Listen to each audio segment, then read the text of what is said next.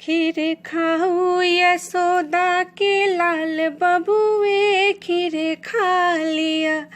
खीर खाओ यशोदा के लाल बबुए खीर खा लिया। खीर के स्वाद अपन माए से कहबन। खीर के स्वाद अपन माए से कहबन। अहाँ के माए के जी से खसत पानी खीर खा लिया। खीर खाओ यशोदा के लाल बबुए खीर खा लिया। खीर के स्वाद अपन दीदी से कहबन। खीर के स्वाद अपन दीदी से कहबन। अहाँ के दीदी के मुँह से खसत पानी खीर खा लिया। खीर खाओ यशोदा के लाल बबुए खीर खा लिया।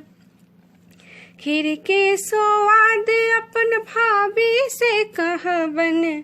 खीर के स्वाद अपन भाभी से कहबन। अहाँ के भाभी के मुँह से खसत पानी खीर खा लिया।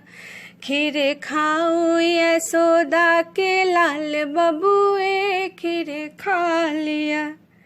खीर के स्वाद अपन चाची से कहबन। खीर के स्वाद अपन चाची से कहबन। अहाँ के चाची के मुँह से खसत पानी खीर खा लिया।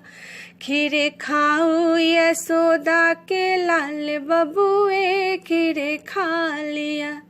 खीर के स्वाद अपन मामी से कहबन।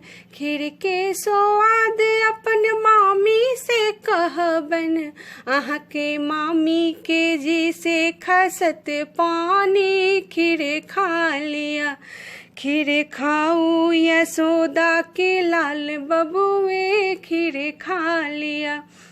खीर खाओ यशोदा के लाल बबुए खीर खा लिया।